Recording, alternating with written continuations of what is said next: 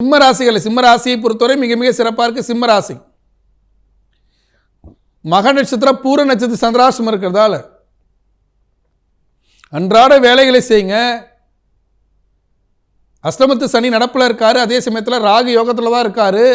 சில குடுக்கல் வாங்கல் பிரச்சனை, சில இடம் மண்மனை சம்பந்தப்பட்ட பிரச்சனை, வாகன சம்பந்தப்பட்ட பிரச்சனைகள் வருவதற்கு வாய்ப்புகள் உண்டு என்றாலும் அவற்றையெல்லாம் தெளிவான சிந்தனையோடு சரி செய்யக்கூடிய ஒரு அற்புதமான நாள் இந்த நல்ல நாள். சிம்மராசி அன்பர்கள்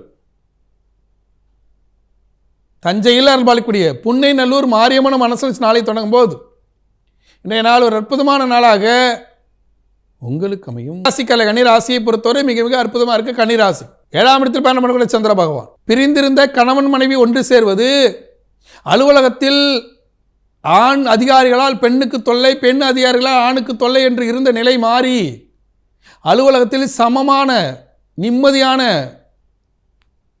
வாழ்வு அமையக்கூடிய ஒரு அற்புதமான நாள் இந்த நல்ல நாள்.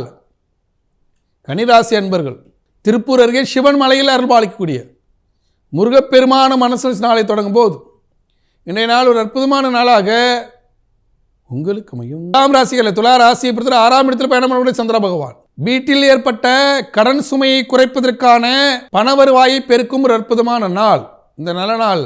திருவண்ணாமலையில் அருள்பாலிக்கக்கூடிய குபேர லிங்கேஸ்வரர் மனசுல நாளை தொடங்கும் போது இன்றைய நாள் ஒரு அற்புதமான நாளாக உங்களுக்கு அமையும். விருச்சிக ராசிகள் விருச்சிக ராசியை பொறுத்தவரை மிக மிக அற்புதமாக இருக்கு. விருச்சிக ராசி 5ஆம் இடத்தில் பயணம் பண்ணக்கூடிய சந்திர பகவான். தந்தை வகை தொழிலை செய்யக்கூடியவர்கள், அலுவலகம் தந்தையுடைய அலுவலகத்தை பின்பற்றக்கூடியவர்கள், தந்தையுடைய வணிக தொழிலை செய்யக்கூடிய அன்பர்கள்